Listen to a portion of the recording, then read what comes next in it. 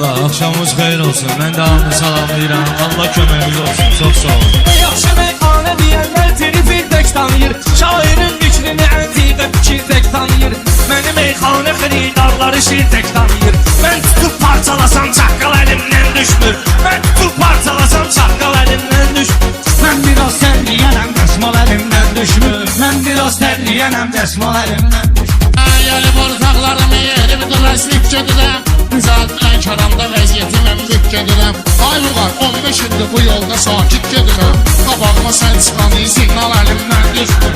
Qabağıma sən çıxanı siqnal əlimdən düşmür. Şiriyər meyxana ağlandan olubdur qorxum. Sən elə bilməginə qandan olubdur qorxum. Nə ölümdən nə də zindandan olubdur qorxum.